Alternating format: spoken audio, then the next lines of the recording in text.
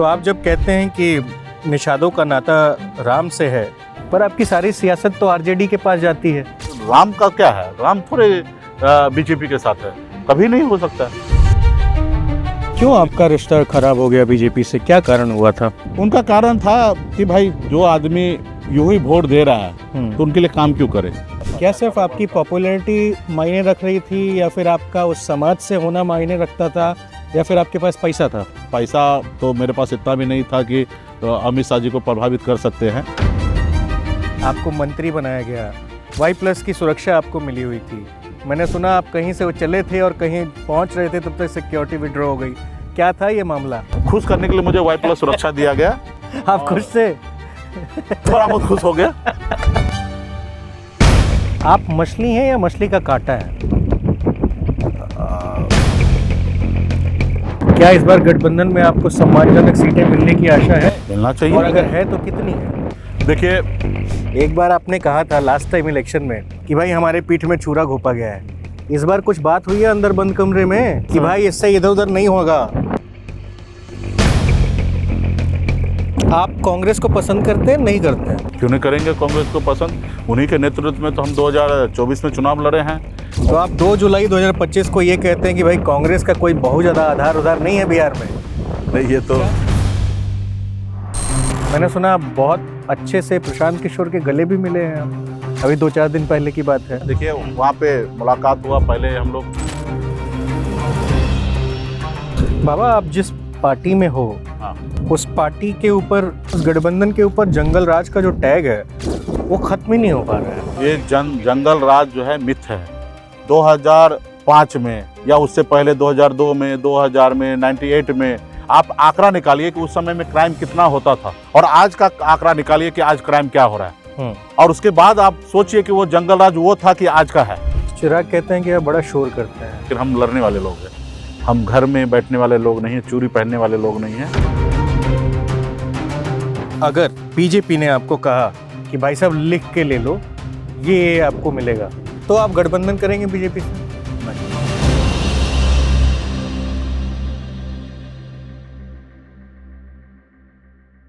नमस्कार, मेरा नाम अनिल शारदा है। आप मुझे मॉल्टिक्स पर देख रहे हैं। ये मेरा शो ऑन द रिकॉर्ड है और बिहार इलेक्शन आ चुका है, तो इसमें पटना में है, गंगा नदी के बीचों बीच, और हमारे साथ VIP पार्टी के प्रमुख मुकेश सहनी जी हैं। बहुत बहुत स्वागत है सर आपका। बहुत बहुत धन्यवाद आपको। कैसे हैं आप? क्या चल रहा है बिहार में इस समय?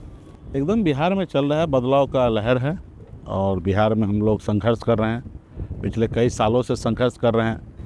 जो सत्ता में है उसको तो काम करना है, अच्छा बुरा काम करना है, और जो विपक्ष में है तो उनके पास एक ही रास्ता है, ऑप्शन है कि जनता के बीच में जाना, जनता की बात को सुनना, जन सरकार की तरफ से जो गलत नीतियाँ हैं उनको उजागर करना।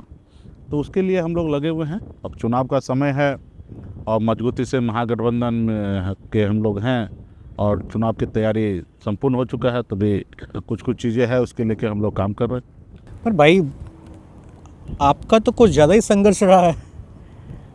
अब जब पार्टी को लेकर के आप सत्ता में जाते हो, फिर सत्ता से निकाल दिए जाते हैं। हाँ, नहीं, ठीक है।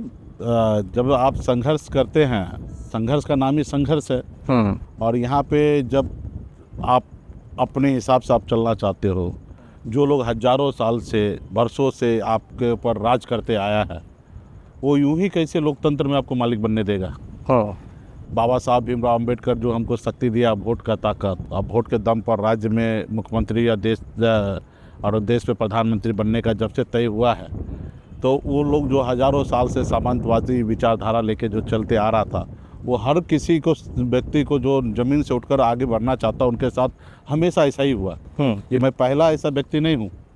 हमसे पहले लालू जी हुए हैं, या पासवान जी हुए हैं, या मुलायम सिंह यादव जी हुए, वीरांगना फूलन देवी जी हो, या हमारे दलित की बेटी 4 बार उत्तर प्रदेश में मुख्यमंत्री बनी मायावती जी हो, या अम्बेडकर जी हो, तमाम जितने भी आज़ादी के बाद जो खास करके समाज के गरीब तबके के लिए लड़ाई जिसने भी लड़ा, चाहे वो महात्मा राष्ट्रपिता महात्मा गांधी क्यों ना हो, उनको भी गोली का शिकार बनना पड़ा।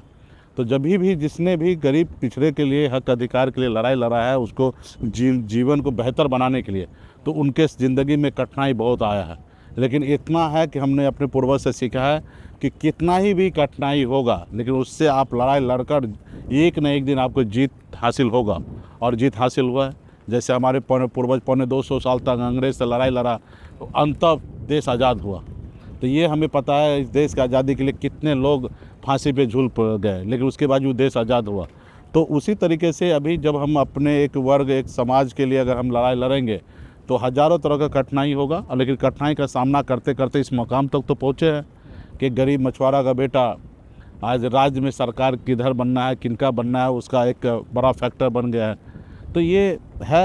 हाँ, लेकिन भाई साहब आप ये बताओ कि ये बिहार है और बिहार के हर एक कोने से लोग पलायन करके दूसरे शहर जाते हैं अपना भविष्य बनाने के लिए, क्योंकि यहाँ पे उनको वो मौके नहीं मिल रहे हैं। और लगातार इतने सालों से आप एक तरीके से देखो तो बहुजन और पिछड़ी जातियों का ही सरकार है। 30-32 साल तो हो ही गए ना सर, आप भी चले गए थे। तो आप जब चले गए थे तो आप क्यों लौट के आ गए, जब सबको यहाँ पे कुछ है तो नहीं?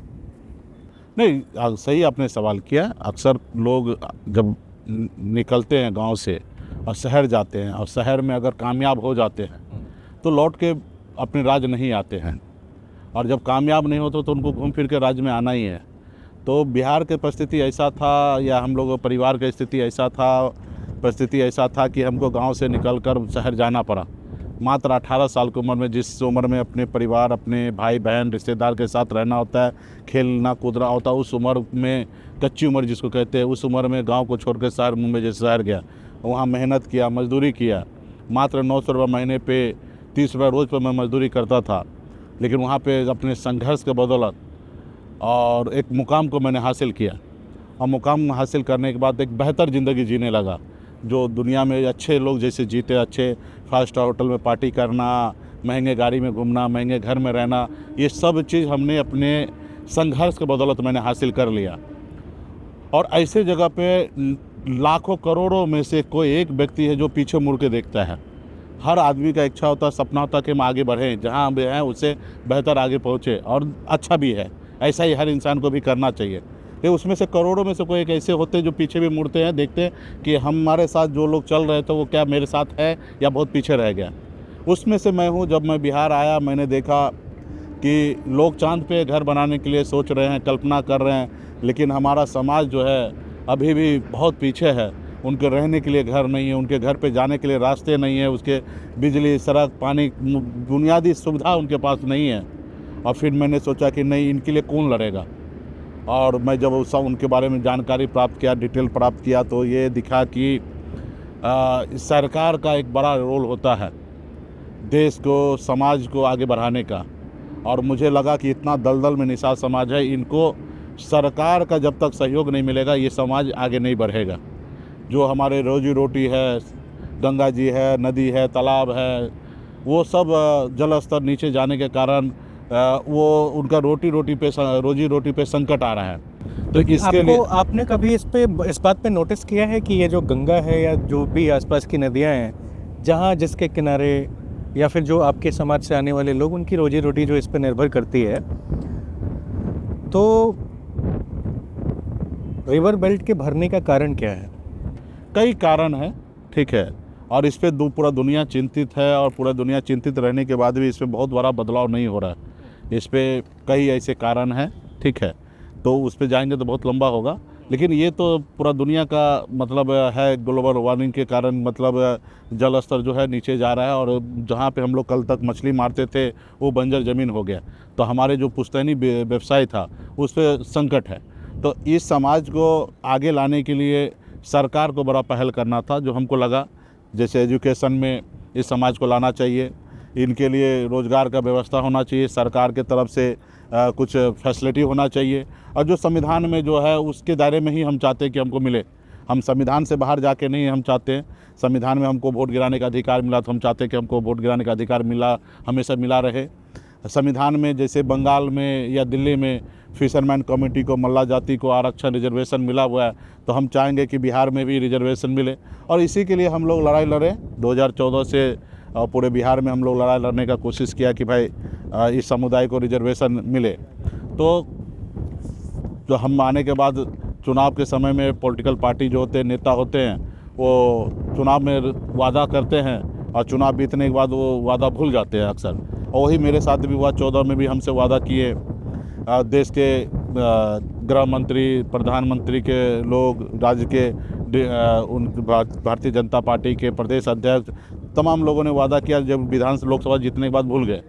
फिर उसके बाद हमने संघर्ष जारी किया। फिर लोग विधानसभा 2015 में, वहाँ पे भी हमसे लोगों ने वादा किया कि हम काम करेंगे। हमने 2015 में भी उनको मदद किया। तब तो आप हर मंच पे अमित शाह के साथ हाँ, हम हर साझा कर रहे थे, मंच साझा कर रहे थे, उनको वोट दिला रहे थे, उनकी जीत सुनिश्चित करा रहे थे। और चुनाव जीतने के बाद फिर 2015 में तो चुनाव खैर हार ही गए भाजपा। और उसके बाद फिर उनका था कि करेंगे, समय आएगा, आप हमारे दल में आ जाओ। क्यों आपका रिश्ता खराब हो गया बीजेपी से, क्या कारण हुआ था? उनका कारण था कि भाई जो आदमी यूं ही वोट दे रहा है तो उनके लिए काम क्यों करे।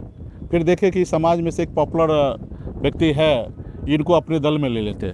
तो मेरा मानना था, मैं बिहार में राजनीति करने के लिए नहीं आया था। बम्बई में मैं एक बेहतर जिंदगी जी रहा था, क्या अच्छा सिर्फ कारोबार आपकी था। पॉपुलैरिटी मायने रख रही थी, या फिर आपका उस समाज से होना मायने रखता था, या फिर आपके पास पैसा था? नहीं, मेरा उस समाज से होना मायने रखता था। मतलब पैसा तो मेरे पास इतना भी नहीं था कि अमित शाह जी को प्रभावित कर सकते हैं, ठीक है। इतना भी मैं पॉपुलर पूरे राज्य लेवल पे मैं नहीं था कि मुझसे शाहरुख खान के जैसे कि मतलब कुछ वो बहुत बड़ा परिवर्तन हो जाएगा भाजपा की ज़िंदगी में। हाँ, उस ईसा समाज से हम आते हैं और एक अच्छा पर शाहरुख खान का सेट तो जरूर सजाए आप। हाँ, नहीं, वो तो मेरे काम का मेरे रास्ते में आया। तो मतलब ये सोच के उन्होंने मुझे साथ लिया और हमारे वजह से भीड़ आता था। उन्होंने कोशिश किया कि हमारे साथ आ जाए। हाँ। और हमने निर्णय लिया कि नहीं, हम राजनीति करने के लिए नहीं आए हैं और आप जो इस समाज का कठिनाई है, समस्या है, उसको दूर कीजिए, रिजर्वेशन दीजिए और आप दे सकते हैं, आप देश के प्रधानमंत्री हैं। तो बहुत सारा बात हुआ, लेकिन उसके बाद भी उन्होंने इंटरेस्ट नहीं लिया। फिर मुझे लगा कि जो काम उनको कह रहे हैं करने के लिए, वो काम तो हम भी कर सकते हैं। सिर्फ उस जगह पहुंचना है। उस जगह पहुंचने के लिए पैसे की आवश्यकता नहीं। बाबा साहब ने पैसा का समस्या जो है वो ख़त्म कर दिया कि राजा का बेटा भी राजा नहीं बनेगा, रानी के कोख से बच्चा जन्म लेगा वो राजा नहीं बनेगा। अब राजा इस देश का वही होगा जिसके पास वोट होगा। हाँ, लेकिन भाई साहब बात ये भी है मुकेश भाई, आपको अब कोई आप नए नहीं रह गए। 12-13 साल हो गया आपको भारत की राजनीति में, खासकर बिहार की राजनीति में, और आपको अच्छे से पता है कि बिना पैसों के किसी चुनाव का कोई मतलब रह नहीं जाता है। नहीं, ये बात आपने सही कहा कि आज की तारीख में इस देश में राजनीति को बाजारीकरण कर दिया गया। कॉर्पोरेट जो है इसमें घुस चुका है और कॉर्पोरेट जो है फंडिंग करता है, पैसा लगाता है और 10 रुपया लगाता है तो उम्मीद रखता है कि हम 100 रुपया कमाएं। वो आपने देखा होगा कि पिछले साल बड़ा ज़ोर शोर से उठा था, चंदा दो धंधा लो। तो इसमें ये देश में मतलब राजनेता इस लाइन पे आ गए। लेकिन हम देखते हैं 2000 से पहले ये सब नीति नहीं था इस देश में। 2000 के बाद जो है बड़े संख्या में इस राजनीति में जानबूझ के राजनीति को महंगा किया गया।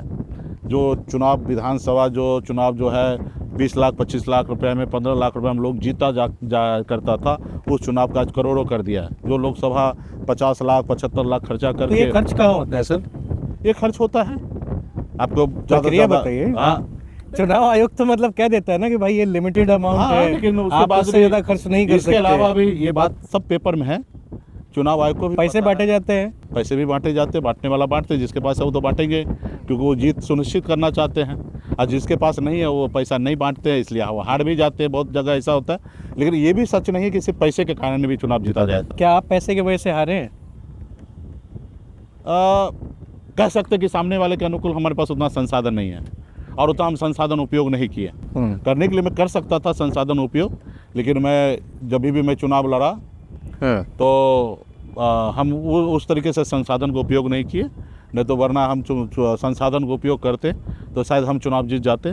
लेकिन ये हमारी गलती रहा कि संसाधन उस तरीके से उपयोग नहीं किए। ठीक, यहाँ तक तो चलिए सब चीज़ ठीक है। लेकिन अगर आंकड़ों की बात की जाए तो 2023 में जो जनगणना हुई उसमें आपके पर्टिकुलर कास्ट के जो वोट परसेंटेज हैं उसको कहा जाता है कि 5.5% है, और 2020 के चुनाव में आपका टोटल जो आपने चुनाव लड़ा था उसमें 1.8% आपको वोट आया था।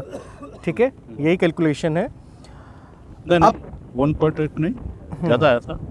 नहीं 1.8 अभी तो आंकड़े बता रहे हैं, नहीं दूसरे होंगे तो हम 3% चेंज के कर आसपास लेंगे। आया था, क्योंकि 11 सीट का हमने चुनाव लड़ा था। 4 सीटें आपने जीती थी। 4 सीट जीता था, 11 सीट का हमने चुनाव लड़ा था। हाँ। तो सीट ही हमने 243 जगह तो लड़ा नहीं, सिर्फ मात्र ठीक है, 11 कोई बात जगह नहीं। अभी आपके 5% पूर्व सीट पे सहयोगी हुई। हैं प्रदीप निषाद, उन्होंने आपसे अलग होके वीवीआईपी पार्टी बना ली है, ठीक है, और वो बाहर घूम घूम के कह रहे हैं कि आप जो हैं वो समाज के लिए भरोसे लायक नहीं हैं, खाली वोट के लिए आए हुए हैं।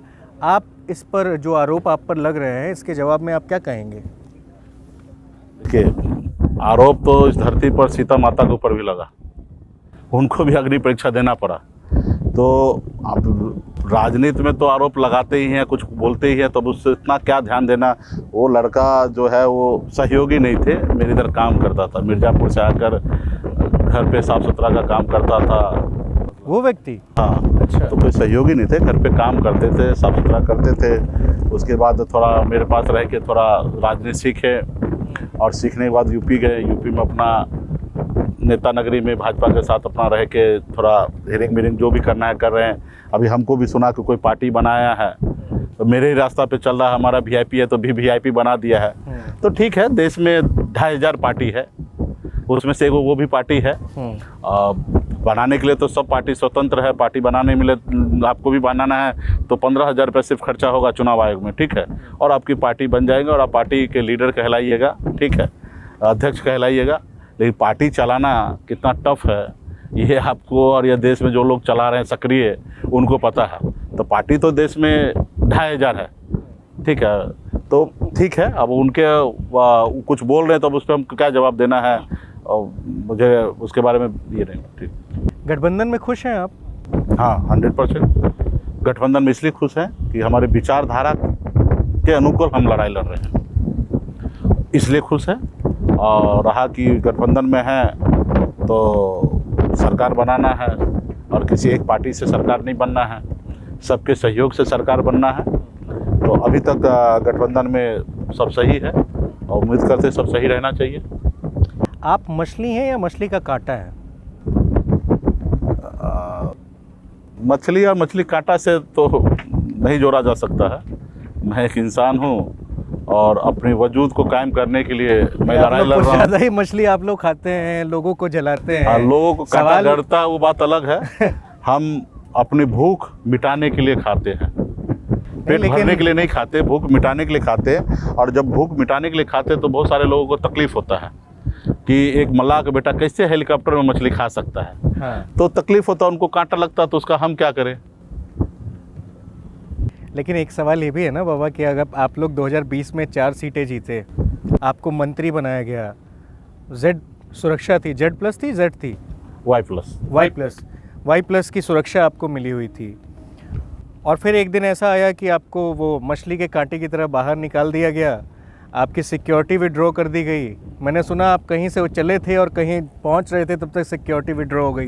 क्या था ये मामला? यही देखिए, अभी आपने भी कहा कि हमको मंत्री बनाया गया है, तो यही परसेप्शन देश में खास करके गरीब लोगों के लिए बहुत गलत है। आप ये नहीं कह रहे हैं कि हम 2020 में हम सरकार बनाए। अगर हम समर्थन नहीं देते तो नीतीश कुमार जी शपथ नहीं लेते और बिहार में जितने भी मंत्री एनडीए का बने वो मंत्री नहीं बनते, क्योंकि हमारे पास 4 विधायक था, हमने गठबंधन किया था भाजपा से। आपके विधायक भी तो आपके लिए लॉयल नहीं रहे ना, वो ठीक है, वो तो बाद में गए ना। पहले तो ये है ना कि हमारे गठबंधन हुआ, गठबंधन 11 सीट हमको मिला, 11 में से हमने 4 सीट जीता। और अगर गठबंधन हम नहीं आते तो गठबंधन के पास बहुमत ही नहीं आता। हम एंड टाइम पे इस एनडीए में आए, हम तो महागठबंधन में थे। ये भी क्लियर है कि अगर हम महागठबंधन रहते तो उधर ही सरकार बनता। हम जब एनडीए में आए तो हमारे उधर से सरकार बना, और हम नहीं, फिर भी महागठबंधन के लिए सीटें अभी दूर थी। नहीं पूरा कंप्लीट होने में 10 सीट कम था।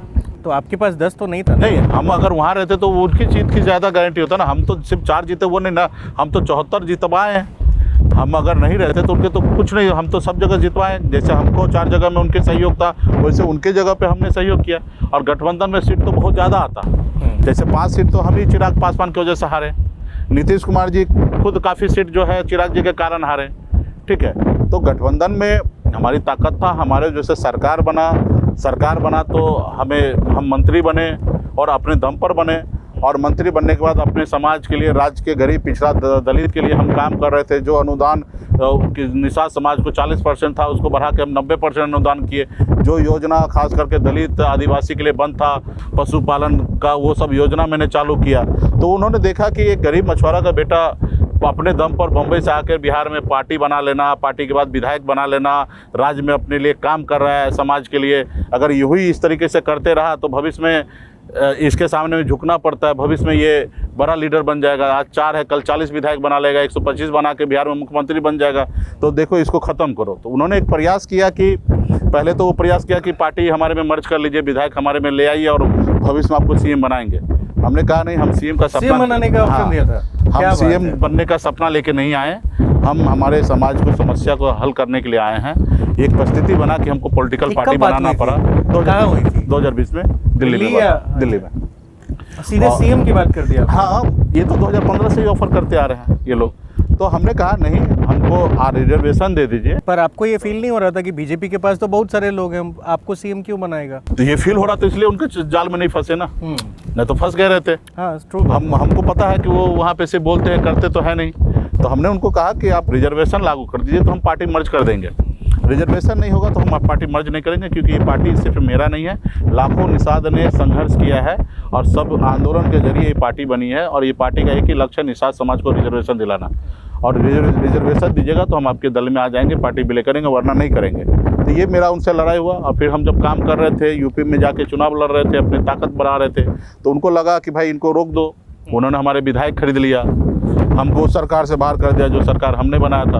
अगर हम नहीं समर्थन देते, सरकार नहीं बनता, तो खैर हमको रोड पे ला दिया फिर से संघर्ष करने के लिए। तो हमारे पास कोई ऑप्शन नहीं। हम अपने जनता में, अपने लोगों के लिए कुर्बानी हमें जो दिया, हमें उसको एक्सेप्ट करके और पिछले 2022 से लगातार 25 साल और जनता के बीच में, अपने लोगों के बीच में आज मजबूती से काम कर रहे हैं। और बीच में जब 2023 में नीतीश कुमार जो महागठबंधन में आ गए, उनको बहुत ज़्यादा ज़रूरी था बिहार को कंट्रोल करने के लिए। तो फिर उसने हमसे बात किया, भाई आप मेरे साथ आइए। हमने बोला नहीं, आएंगे नहीं, रिजर्वेशन नहीं कीजिएगा तो नहीं आएंगे, रिजर्वेशन कीजिएगा तो आ सकते हैं। तो क्योंकि हम पर्सनल लड़ाई हम नहीं लड़ते भाजपा से या किसी व्यक्ति से, नेता से। हमारी एजेंडा वाइज मुद्दा है, मुद्दा के लिए लड़ाई है, पर्सनल लड़ाई नहीं। हमने आ सकते हैं। तो खुश करने के लिए मुझे Y+ सुरक्षा दी है, यानी कि मंत्री पद से हटाने के बाद मुझे मिला। और सिर्फ वो हमारे साथ आइए, खुश करने के लिए मुझे Y+ सुरक्षा दिया गया। आप खुश से थोड़ा बहुत खुश हो गया। और सीट का लिए बात था, सीट देने के बाद था, अच्छा सीट भी ऑफर किए थे और रिजर्वेशन ऑफर किए थे, हम करेंगे। तो लेकिन हमारा वही था, जब तक नहीं कीजिएगा तब तक हम नहीं आएंगे। तो हम अपने जगह पे ही थे। लेकिन फिर 2023 में अंत में नीतीश कुमार फिर से एनडीए में आ गए। जब नीतीश जी आ गए तो उनका मनोबल फिर हाई हो गया कि भाई हमारे पास एक पिछड़ा समाज का नेता आ गया है, हम 24 का चुनाव जीत सकते हैं। तो उन्होंने हमको कहा कि भाई हम गठबंधन कीजिए, कुछ सीट दे रहा था। हम बोले नहीं, कुछ सीट से हमको नहीं होगा, सीट नहीं भी दीजिएगा चलेगा, लेकिन रिजर्वेशन पे आप कीजिए। तो बोला नहीं, हम चुनाव के समय में ऐसा कोई बात नहीं कर सकते। तो बोला ठीक है, आप अपना घर रहिए, हम अपना घर रहेंगे। फिर हमने महागठबंधन के साथ 3 सीट पर हमने चुनाव लड़ा 24 में। और अंतिम में हमारा गठबंधन हुआ, हमारी तैयारी नहीं था, जहाँ सीट मिला और हमने समीकरण अच्छा बनाया। बहुत हद तक हम नज़दीक आए। जो 4 लाख वोट से पिछले लोकसभा में महागठबंधन हारा था, वहाँ पे हम 70-80 हज़ार का फासला में आ गए। लेकिन अंततः हम वहाँ पे संसाधन के अभाव में 3 सीट में अगर देखा जाए तो तीनों सीट हमारे पास संसाधन के अभाव में हम चुनाव हार गए। मोतिहारी जैसा सीट है जहाँ मात्र हमारा कैंडिडेट जो है 70 लाख रुपये के अंदर में चुनाव लड़ा, और वहीं पे हमको जो लोग कह रहे हैं कि कई करोड़, 25 करोड़ के ऊपर भी लोगों ने खर्चा किया। मेरे पास कोई हिसाब नहीं है, लेकिन हमने जो समझा, देखा, करोड़ों करोड़ रुपया खर्च किया और चुनाव जीत लिया। और हम संसाधन के बगैर हार गए और तैयारी भी नहीं था पहले से। तो खैर लोकसभा है, मोदी जी के नाम पे चुनाव हुआ।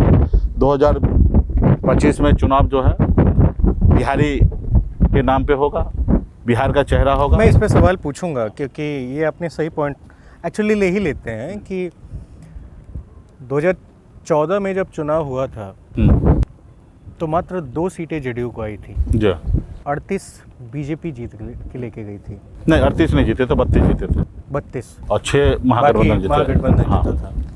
उसके बाद 2020 अभी भी 30 सीटें उनके पास है। 19 में।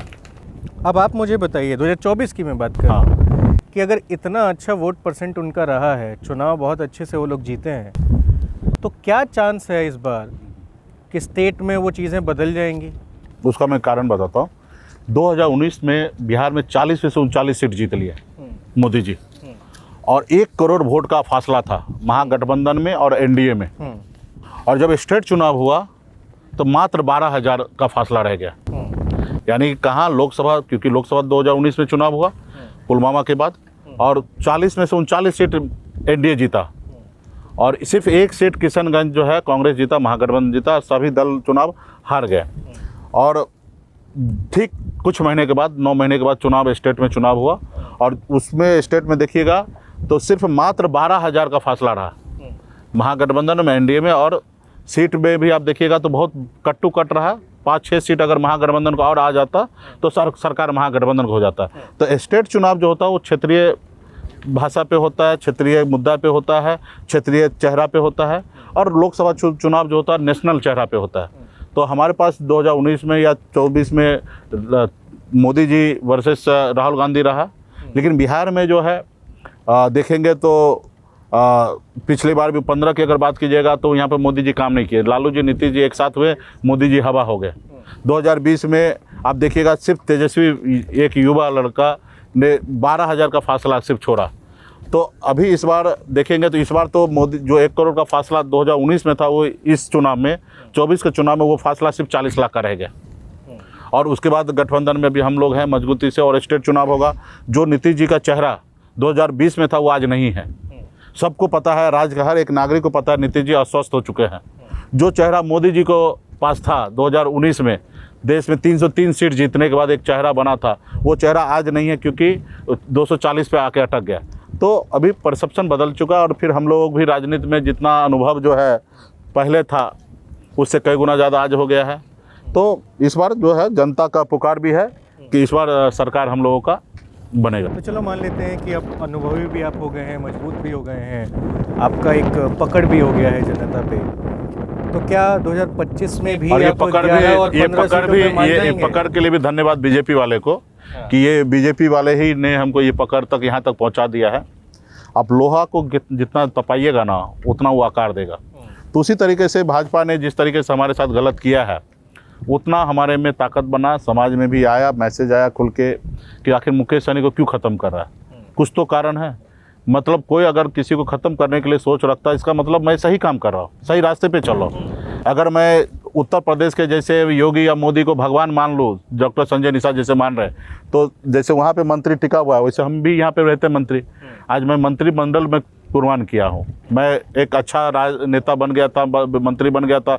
मैं मोदी जी और अमित शाह का खाली गुणगान गाता तो वो हमारे साथ कुछ नहीं करते। तो इसका मतलब है सही रास्ते पे मैं काम कर रहा हूँ, और समाज को भी ये पूरा 100% श्योर हो चुके हैं। 2015 या 2020 में थोड़ा सा संशय ज़रूर हुआ करता था कि मेरा नेता क्या करेंगे, लेकिन आज एक बच्चे को पता चल गया कि मेरा नेता जो है सिर्फ अगर उनके सोच और समझ में है तो बिहार की तरक्की, देश की तरक्की, निषाद समाज की तरक्की, गरीब पिछड़ा दलित का सर उठा के जिए, उसके लिए हमारे नेता लड़ाई लड़ रहे हैं। बिल्कुल अच्छी बात है, लेकिन फिर मुझे ये बताइए कि जब आप इस तरह के इलेक्शन को लड़ना चाहते हैं, अपने लोगों की आवाज़ उठाना चाहते हैं, तो क्या वो 10 या 15 सीटों में संभव हो पाएगा?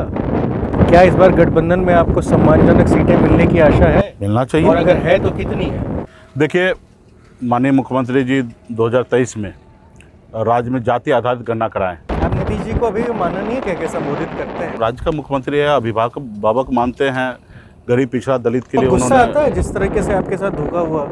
बहुत ज़्यादा नहीं, क्योंकि अभी उनका उम्र भी हो गया, अभी उनका रिटायरमेंट का समय है, तो अअभी गुस्सा करके ही क्या करेंगे। हाँ, यंग होते, लंबा होते, लड़ सकते थे हमसे तो हम लड़ते, लेकिन अभी हम उनसे क्या लड़ेंगे। तो इसलिए और हम लोग हमारे कल्चर में हैं, हमारे पिछड़े समाज से आते हैं, तो हमारा फ़र्ज़ बनता है उनको हम लोग सम्मान करें। हम दूसरे लोग से तो उम्मीद करते नहीं है कि हम लोगों को कोई सम्मान करे, और हम अपने लोगों को अगर हम सम्मान नहीं करेंगे तो कौन करेंगे। तो हमारे लिए पूजनीय है नीतीश कुमार जी, तो माननीय मुख्यमंत्री जी। मतलब मौका लेके चलते हैं आप? मौका लेके नहीं चलते हैं, मौका क्या, वो हमारे अपने हैं, तो सब चीज़ है। हम तो उनसे आज भी आग्रह करते हैं आपके माध्यम से कि आप हैप्पी वाइंड अप कीजिए और हम लोग को अपना उत्तराधिकारी बनाइए। हम भी आपके भतीजे जैसे है, तेजस्वी भी भतीजे है, और उनको भी ले आते हैं ना भाई, ठीक है। तो उसमें कोई किंतु परंतु नहीं है। तो मुख्यमंत्री जी ने जाति जनगणना कराएं, उसमें स्पष्ट हो गया कि बिहार में किस जाति की कितनी संख्या है। बिहार में अति पिछड़ा समाज जिसको लोग 20-22% बोलते थे वो 37% है। राज्य के सबसे बड़ी आबादी अति पिछड़ा है, ओबीसी है, SC ST है। ये नीतीश जी के जनगणना से ही साबित होगा। और निषाद समाज जो है 22 उपजाति से जाने जाते, बींद, बेलदार, नुनिया, मलाह, चाय, तियर, बनपड़, गोरी, केवट, ये मंडल 22 उपजाति है। और इसमें हमारा बेटी रोटी का संबंध होता है, एक दूसरे से रिश्ता होता है। तो इसका अगर कुल आबादी जोड़िएगा तो 10.5% है। और ये बिहार सरकार के रिकॉर्ड में है। ये दुर्भाग्य है कि सभी को लिए एक कोड बनाना चाहिए, लेकिन नहीं बनाने। लेकिन माननीय मुख्यमंत्री जी जब भी 2015 में भारत सरकार को अनुशंसा किए थे निषाद समाज को आरक्षण के लिए, तभी उन्होंने इस सभी जाति को उन्होंने नाम को प्रभावित किए और इस सभी जाति का नाम उन्होंने लेटर में लिखे कि सभी जाति को SC का आरक्षण मिलना चाहिए। क्योंकि उनको भी पता है कि ये निषाद जो है इतने उपजाति में है, लेकिन उनको एकीकरण करना चाहिए, नहीं कर पाए। लेकिन हम लोग आने वाले समय में एकीकरण करेंगे तो 10.5% हम हैं। और आप देखिएगा राज्य में हम आप किनके नेता हैं? सभी के हैं। आप क्या सिर्फ मल्लाहों सभी के बेटा है?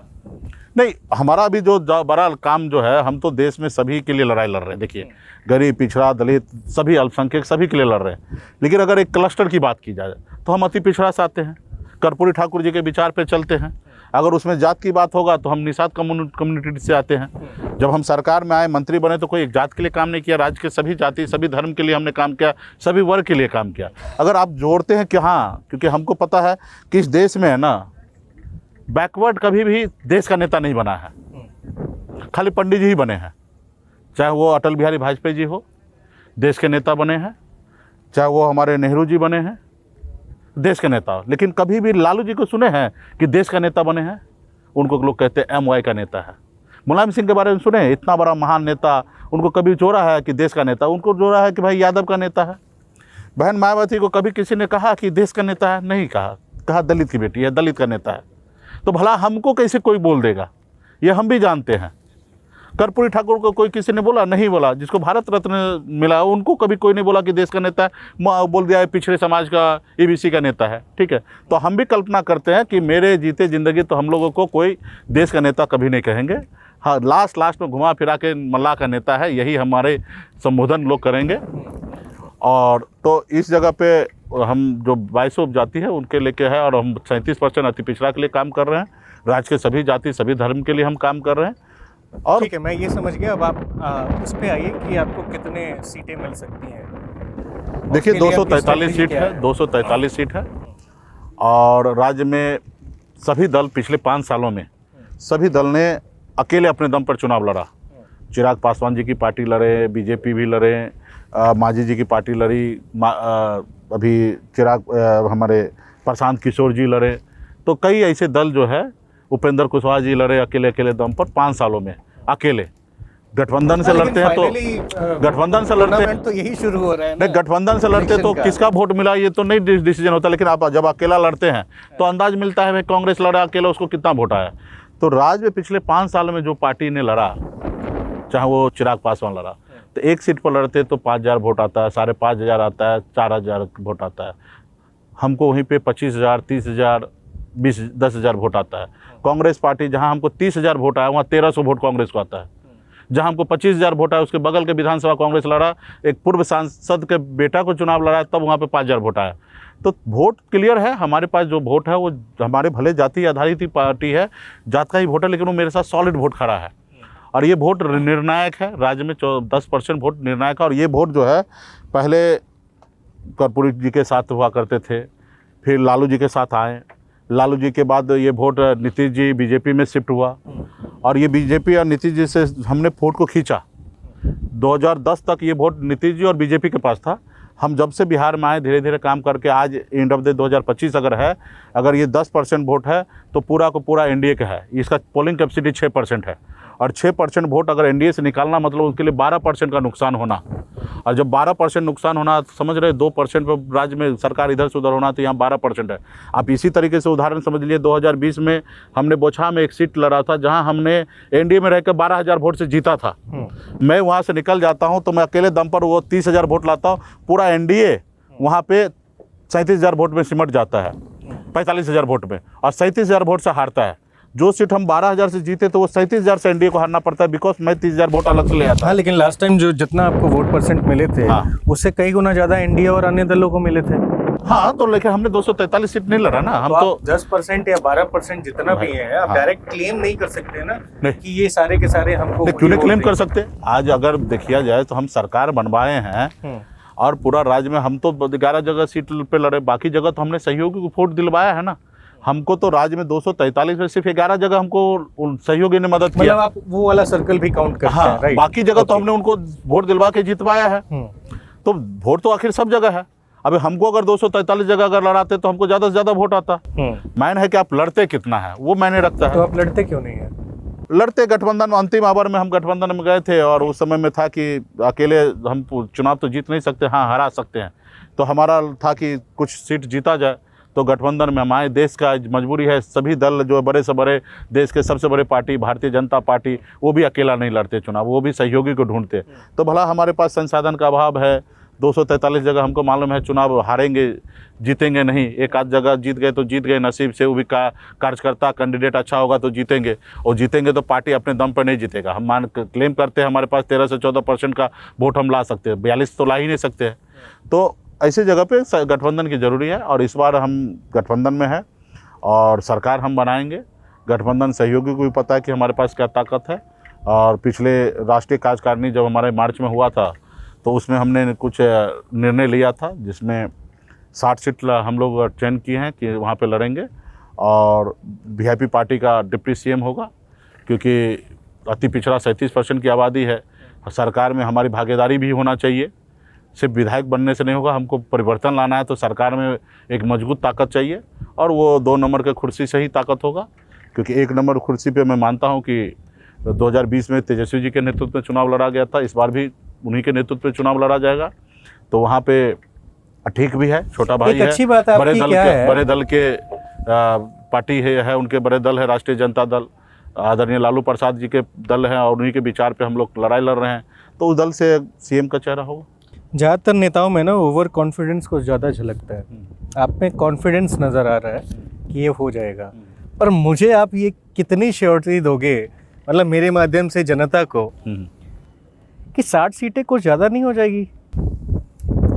कैसे मैनेज करोगे आप? बिल्कुल ही नहीं। कैसे मैनेज करोगे?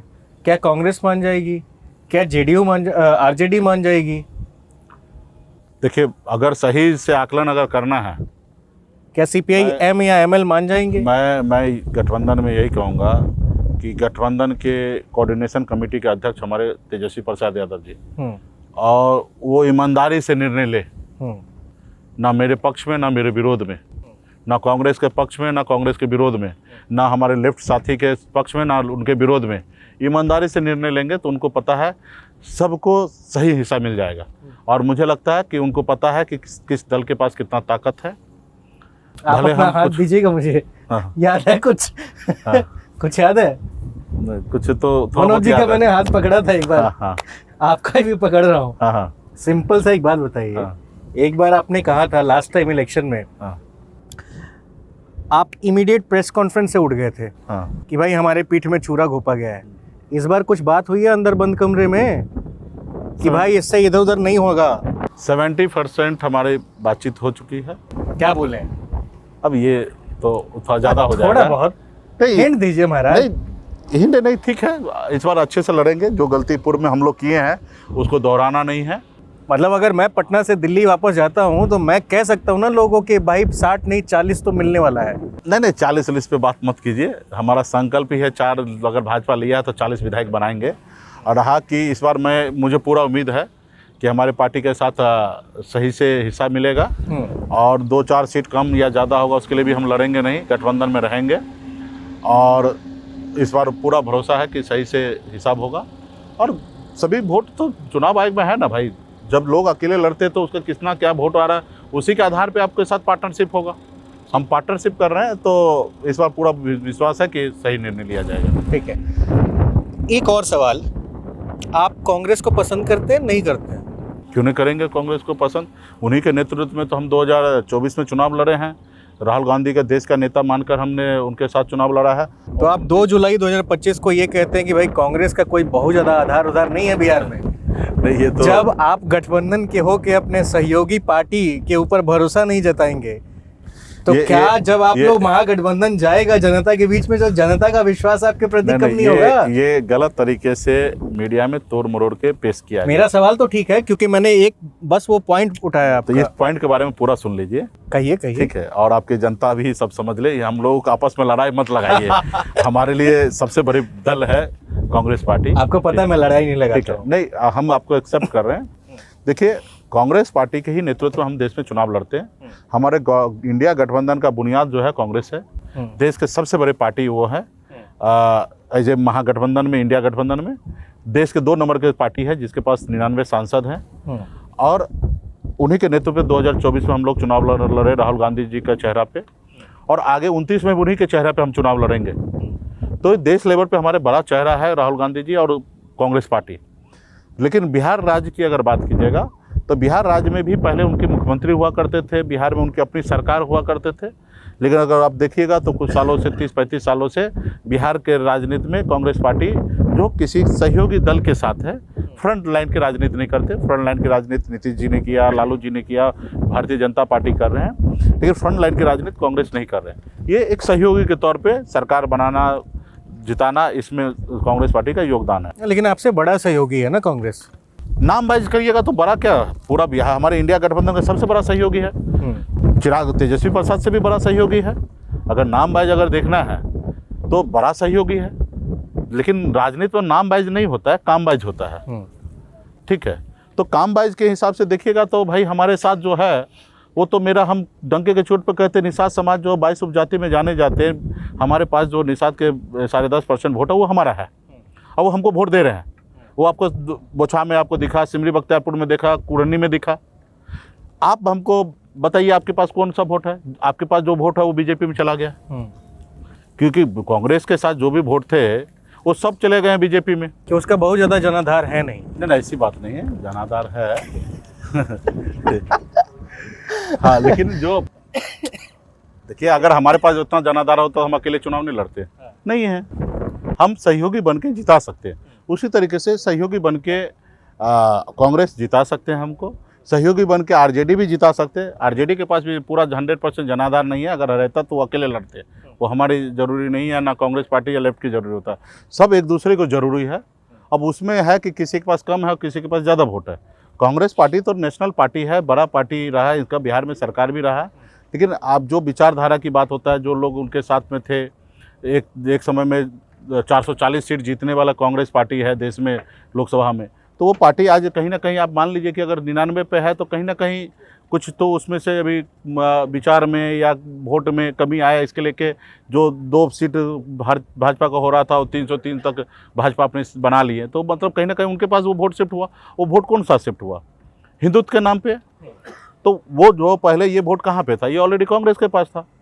तो आज देश में ऐसी स्थिति है, लेकिन धीरे धीरे जो है कांग्रेस पार्टी अपना देश में ग्रो कर रहे हैं। पिछले बार चुनाव में देखिएगा तो 50 के आसपास पे पहुंच गया था सांसद, इस बार 100 के पास पहुंचा है।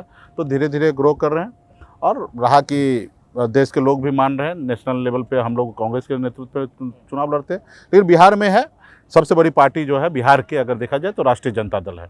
तो अब वोट के मामले में अगर देखा जाए दूसरा नंबर की पार्टी। क्या लगता है कि कायदे से कांग्रेस को कितनी सीटों पर चुनाव लड़ना चाहिए बिहार में? ये अरे अनुमानित बात नहीं, ये मेरा काम नहीं है। कांग्रेस पार्टी जितना दावा कर रहे, कोई गलत नहीं करे, सब पार्टी को ज़्यादा से ज़्यादा दावा करना चाहिए। तो साहब जब वो कम होंगे नहीं तो आप बढ़ेंगे कैसे? ये तो हमारे कोऑर्डिनेशन कमेटी के अध्यक्ष को सोचना है कि उनको कितना सीट पे उनको लड़ना चाहिए, वीआईपी कितना लड़ेंगे, ये हमारे कोऑर्डिनेशन कमेटी का अध्यक्ष को सोचना है। तो आप फाइनल ये कह रहे हो कि 40 से कम में आपका नहीं बनेगा? नहीं, हमारा तो 40 का बात ही नहीं है। देखिए, इस पे बनना नहीं बनना ये तो समय आने पे बात होगा। अभी हम इंडिया गठबंधन में है और हमारी डिमांड है कि हम 60 सीट लड़े, बस यही अभी हमारा है। अब इसमें हमें अभी तक ये बात तो पब्लिक डोमेन में है। अभी तक हमारे छोटे भाई ये भी नहीं बोले कि इतना सीट क्यों बोल रहे हैं या इतना सीट आपको नहीं देंगे, ये बात तो उनको भी पता है। तो देखिए, जिंदगी और राजनीति की गाड़ी के चारों चक्के जो होते हैं उनका नाम एडजस्टमेंट होता है। तो एडजस्टमेंट करने के लिए हम तैयार हैं। तो आप करेंगे? हाँ, जरूर। मतलब 40 से कम में भी कर लेंगे? हम एडजस्टमेंट करेंगे, लेकिन क्या एडजस्टमेंट करेंगे वो हमारे गठबंधन के सहयोग के बीच में बात करेंगे।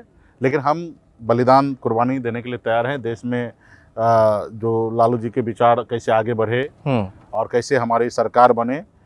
243 ही सीट है, ये भी है, ऐसे इसको हम खींच के 500 कर नहीं सकते हैं। तो इसमें हम लोग एक दूसरे को करेंगे सहयोग। सहयोग। ठीक है, चलिए फिर आगे बढ़ा जाता है, देखते हैं। मुझे उम्मीद है कि इस बार कम से कम आपकी पीठ में कोई चाकू तो नहीं मारेगा। वही उम्मीद कीजिए आप, और हम भी उम्मीद करते कि बार बार ऐसा ना हो मेरे साथ। आपने भाजपा मेरे साथ क्या किया? हमारे नस्ल को खत्म करने के लिए लग गया, हमारे पार्टी को तोड़ लिया, हमारे विधायक को खरीद लिया। तो आप वो तो नहीं किए। वो पिछली बार ऐसा था कि वो सीट नहीं दिए, हमने गठबंधन तोड़ लिया। और आपको मालूम होना चाहिए कि हम लड़ने वाले लोग हैं, क्रांतिकारी समाज से आते हैं। हम अमर शहीद जुब्बा सहनी के वंशज हैं, जहाँ जिन्होंने देश की आज़ादी के लिए अपनी फांसी पे चढ़ गया। हम वीरांगना फूलन देवी के वंशज हैं, जो अपने हक अधिकार के लिए संघर्ष करके और उनके साथ कोई अन्याय किया तो दुनिया को बताया कि महिला जो है चूड़ी नहीं पहनती है, उनके साथ अन्याय करोगे तो बदल लेंगे। तो हम इस कुल खानदान के लोग हैं।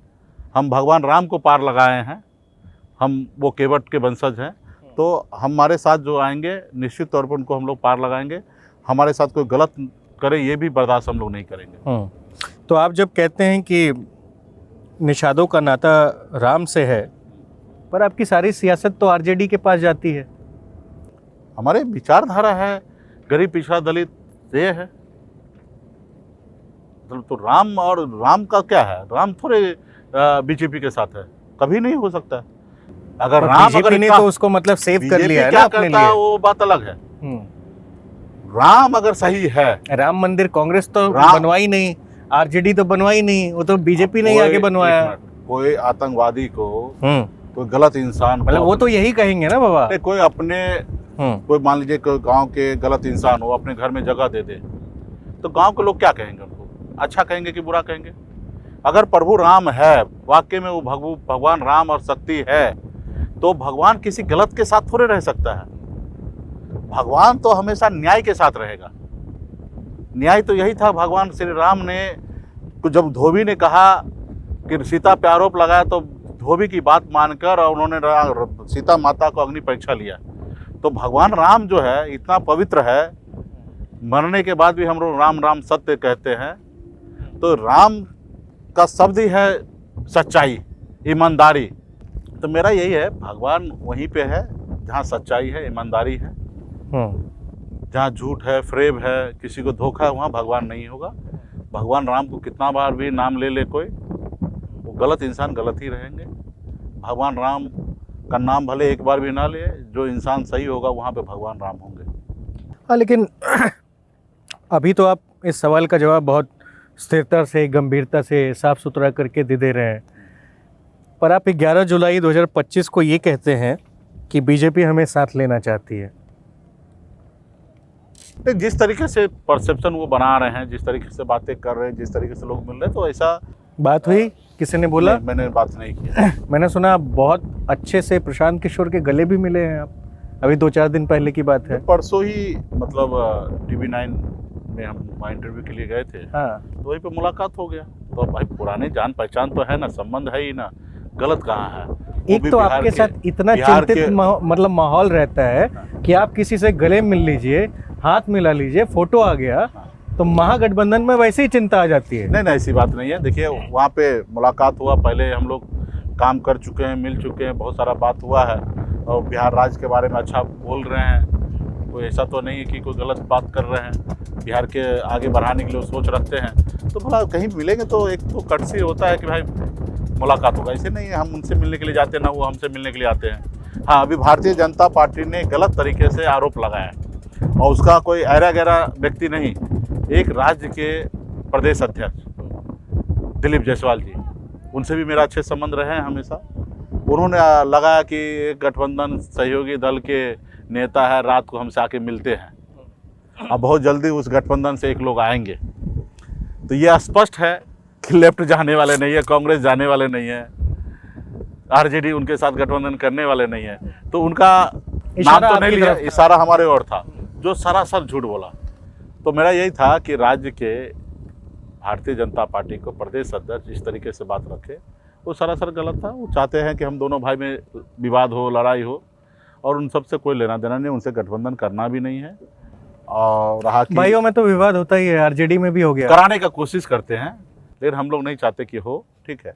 और अभी हम लोग मैच्योर हैं, ठीक है। चलो एक बड़ा सवाल पूछता हूँ कि अगर बीजेपी ने आपको कहा कि भाई साहब लिख के ले लो, ये आपको मिलेगा, तो आप गठबंधन करेंगे बीजेपी से?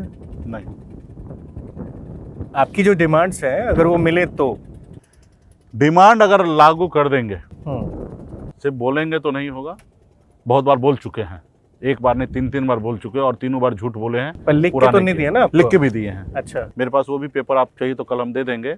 2014 में मंगल पांडे जी प्रदेश अध्यक्ष हुआ करते थे, वो उन्होंने लिख के दिया, और मेरे पास, मैं उसका वीडियो भी बनाया।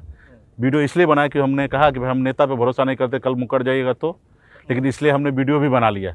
तो आपको चाहिए तो वीडियो का भी फुटेज दे देंगे, और राइटिंग वाला लेटर भी दे देंगे कि उन्होंने कहा था कि हम रिजर्वेशन करेंगे, लेकिन नहीं किए। पर आपको पता है कि बीजेपी का जो पैटर्न है वर्क करने का, काम करने का, उसमें से कुछ ही लोग हैं जो पूरी बीजेपी चला रहे हैं। हाँ। तो आपने मंगल पांडे पर भरोसा कैसे उस कर समय लिया? मतलब आज से 10 साल पहले मेरे को भी राजनीति का ABCD नहीं पता था, तो हमको क्या मालूम कि इतने भी झूठ बोल सकते हैं। आपके लिए भी था कि चलो हाँ। ठीक है, नेता मिल रहा है, इतना बोल रहे हैं, तो मतलब हमको विश्वास था कि भाई इन्हीं लोग के चलता है। लेकिन आज पता चल रहा ना कि देश में सिर्फ 2 ही आदमी को चल रहा है, एक तरफ मोदी जी और एक अमित शाह जी को, तीसरा किसी का नहीं चल रहा। तीसरा अगर किसी का चल रहा है तो मोहन भागवत जी का चल रहा है। तो यही अभी अब हमको समझ में आया, उस समय नहीं समझदारी था। उस समय मैंने राजनाथ सिंह ने इनको साइन करके दिया था, बाबा रामदेव जी को भी, उनके हिसाब से कि आपके एजेंडा पे हम लोग काम करेंगे।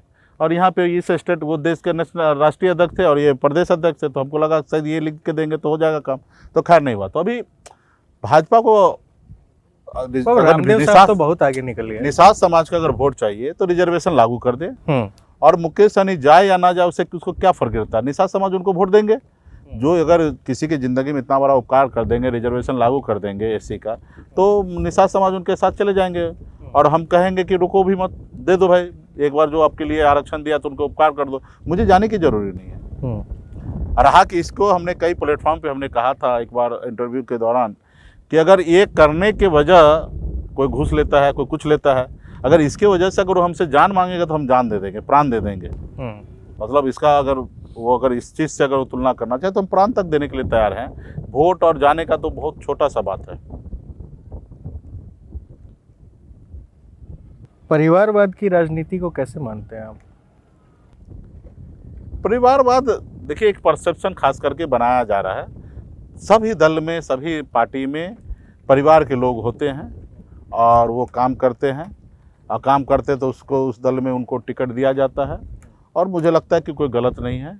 डॉक्टर का बेटा डॉक्टर बनता है, इंजीनियर का बेटा इंजीनियर बनता है, मीडिया में जो लोग प्रोफेशनल में है उसका लड़का मीडिया में जाते हैं, तो ऑलरेडी जाते ही हैं। तो उस तरीके से भाजपा में भी देखिएगा बहुत सारे नेता का बेटा जो है नेता बने हैं, उसी तरीके से अन्य दल में भी है वो बनते हैं। और ख़ास करके नेशनल पार्टी में तो थोड़ा कम, लेकिन क्षेत्रीय पार्टी में तो सबसे बड़ा दिक्कत हो जाता है कि दूसरे को आप बनाइए और दूसरा आदमी भाग जाता है, बिक जाता है। अभी देखा जाए तो मांझी जी इस मामले में अच्छे हैं। 2020 में उन्होंने अपने परिवार से लोगों को चुनाव लड़ाया, जिसमें 3 उनके परिवार के लोग थे जो चुनाव लड़े और जीते। और मेरे दल में हमने किसी को नहीं लड़ाया, हम स्वयं अकेले लड़े और हम हार गए, और हमारे दल में दूसरे लोग जीत के आए और बिक गया। और वही मांझी जी के लिए वो बहुत कोशिश किया कि उसको भी पार्टी को तोड़ के खरीद ले, लेकिन उनके नहीं बिका क्योंकि उनके परिवार के लोग थे। क्योंकि परिवार के लोग हैं, एक दूसरे के लिए जान दे सकते हैं, लेकिन गद्दारी जल्दी नहीं करेंगे। करने के लिए तो देश में तो परिवार के लोग भी गद्दारी करते हैं, जैसे चिराग पासवान जी के साथ हुआ, या महाराष्ट्र में शरद पवार जी के साथ हुआ। तो अभी ऐसा नहीं है कि परिवार के लोग गलत नहीं करते, परिवार के लोग भी गलत करते, लेकिन बहुत कम जगह पे। ठीक है। आपकी शादी लव मैरिज हुई थी या अरेंज थी? नहीं, मेरी शादी अरेंज मैरिज। कहाँ हुआ? बिहार में ही, बेगूसराय जिला में मेरा शादी हुआ है। ठीक है, लव और अरेंज दोनों कह सकते हैं। अच्छा, लव था ना पहले? नहीं, घर वाले की तरफ से जानकारी प्राप्त हुआ, फ़ोन नंबर आया, बातें हम लोगों ने चालू किया, और फिर उसके बाद बहुत दिनों तक हमने 6 महीना तक फ़ोन पे बात किया, उसके बाद हमने शादी किया। तो कौन से साल में शादी की आपने? 2003 में। 2003 में। माशाल्लाह, बच्चे तो बड़े हो गए होंगे। हाँ, आपके बड़े हो गए। बिहार भी अब बदल रहा है और पूरा देश दुनिया में भी ये सारी चीज़ें चल रही हैं। आजकल एक नया चलन है, मतलब पहले से ही रहा है बहुत सारे नेताओं के लिए भी कहा गया कि किसी ज़माने में उनके इसी तरह के रिलेशन रहे, लाइक लिव इन रिलेशनशिप हो गया या लव मैरिज वाला कॉन्सेप्ट हो गया। आप इसको फॉलो मतलब मानते हैं या नहीं मानते हैं?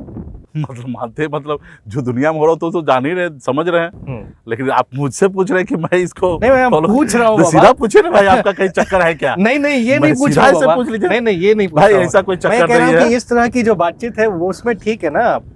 हाँ बिल्कुल ही, है ना? मतलब ठीक क्या, मतलब मेरा ऐसा तो कोई आप ही के मेरा ऐसा कोई चक्कर सहयोगी नहीं है। हैं, हाँ। आप ही के सहयोगी मेरा ऐसा हैं। मुझे कभी टाइम नहीं मिला। नहीं मैं आपके व्यक्तिगत की बात ही नहीं कर रहा हूँ बाबा। हाँ। मैं तो पूरा मतलब एक विचार की बात कर रहा हूँ कि लिव इन रिलेशनशिप अच्छा होता है कि नहीं होता है, लव मैरिज ठीक होता है कि नहीं होता है।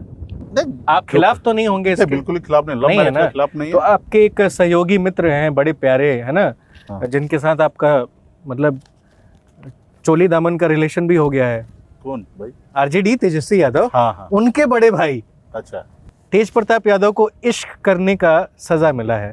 अब बताइए इस पर आपकी टिप्पणी क्या है? नहीं देखिए, मैं कहीं से कहीं लेके जाना चाह रहा था।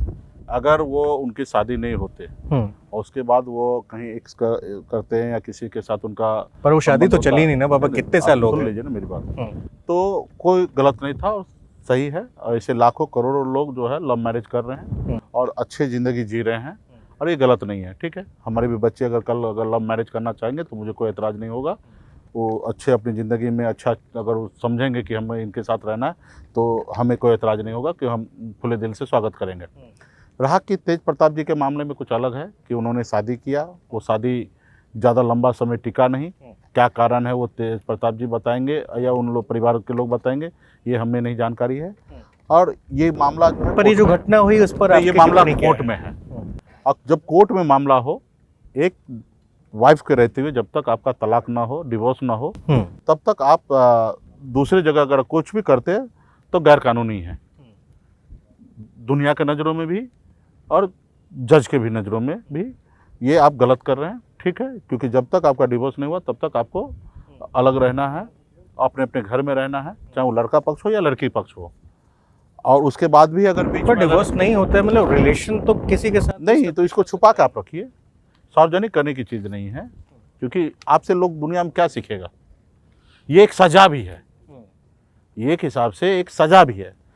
कोई किसी का हत्या करता है तो ये हत्या का मतलब हत्या करना ये सज़ा नहीं है, उसके बदले में सज़ा मिलता है 20 साल 15 साल का।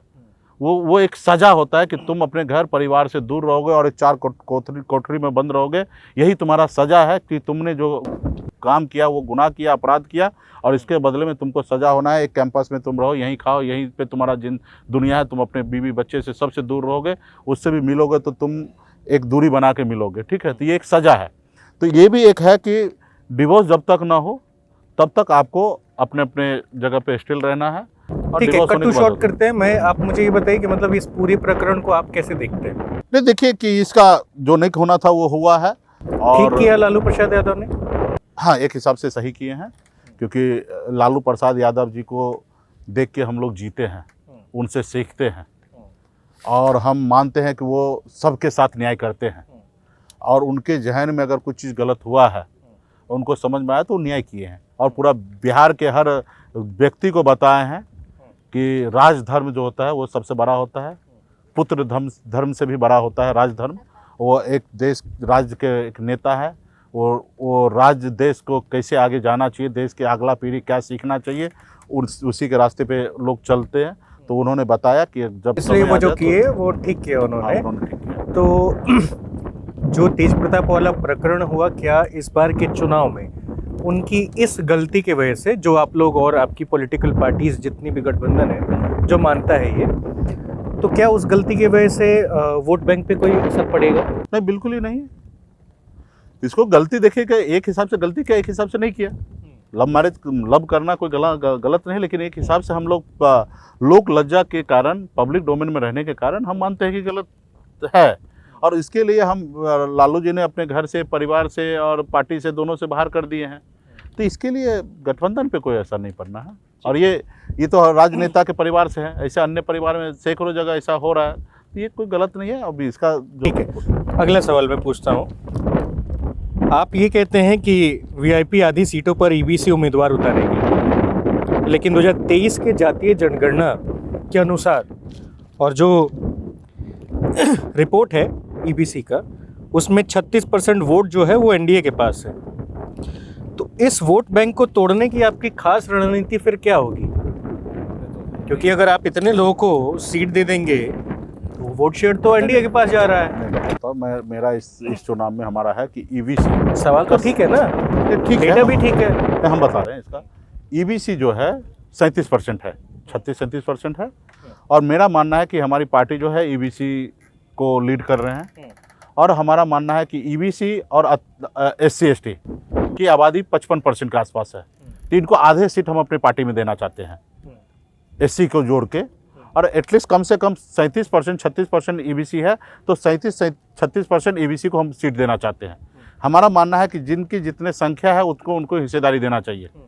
तो हम इस बार ईवीसी को 36% टिकट देंगे। और भाजपा पिछली बार वोट तो लेते ईवीसी का, लेकिन उनको टिकट नहीं देते। पिछली बार उन्होंने सिर्फ मात्र 9% टिकट दिए। वोट लेने के लिए तो वो दावा पेश करते कि हम 36% वोट लेंगे, और लोग दे भी रहे हैं, लेकिन टिकट नहीं देते। टिकट किनको देते हैं? 36% वोट शेयर उनके पास गया, तो वोट कितना गया वो तो नहीं कह सकते, लेकिन वो टिकट देना चाहिए। अगर आप उनसे वोट लेना चाहते तो उनको साथ में सम्मान भी देना चाहिए। तो वो सम्मान नहीं देते। सम्मान क्या दिए? सिर्फ मात्र 9% टिकट उन्होंने अति पिछड़ा को दिया है, ईवीसी को।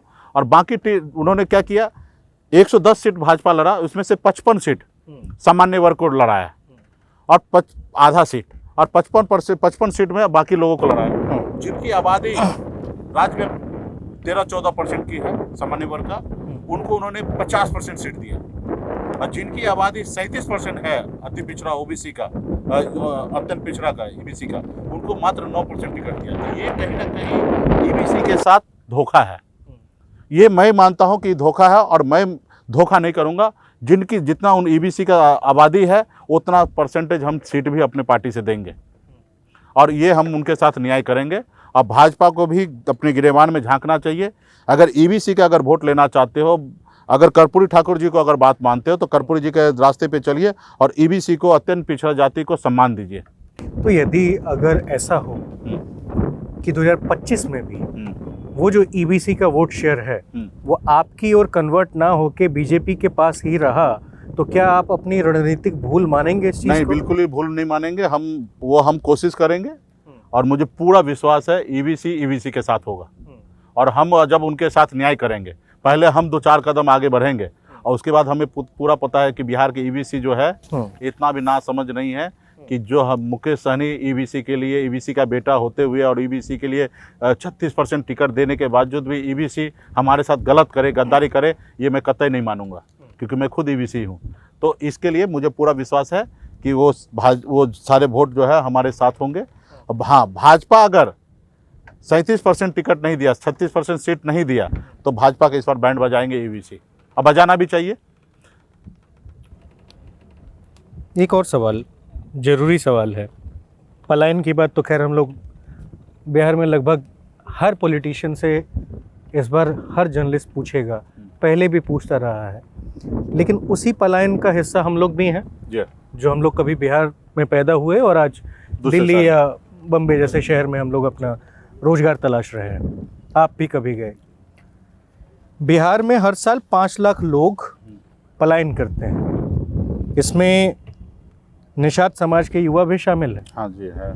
आप उनका नेतृत्व करने की बात कर रहे हैं, एक पार्टी है आपकी, आप कई सरकारों में रहे भी, मतलब एक सरकार में आप रहे भी। क्या विजन है आपका इनके लिए? कैसे पलायन रोकेंगे आप? देखिए, घर से बाहर, अपने परिवार से बाहर, अपने रिश्तेदार, क्योंकि ठोस जवाब इस बात पे अभी तक मुकेश भाई आया नहीं है किसी से। मैं आपको बताता हूँ ना, घर से बाहर रहना क्या कठिनाई के साथ रहना पड़ता है, कितना परेशानी के साथ रहना पड़ता है, मुझे भी पता है और आपको भी पता है। और हम नहीं चाहेंगे कि हमारा अगला जनरेशन वो तकलीफ़ को झेले। जब गांव के लोग बम्बई से अपने गांव आते थे ना, तो उनको रेलवे स्टेशन पे जब हम छोड़ने के लिए जाते थे तो आँख से आंसू आ जाता था, इसलिए क्योंकि वो कल गांव जाएंगे, घर पे परिवार से मिलेंगे, और हम अपने बम्बई में ही हैं। फिर बाद के दिनों में हमने किसी को रेलवे स्टेशन छोड़ने के लिए नहीं जाते थे, क्योंकि वहाँ पे जाके हमें रोना होता था। तो हम जानते हैं, लोग कहते हैं अपने दिल से जानो पराये दिल का हाल।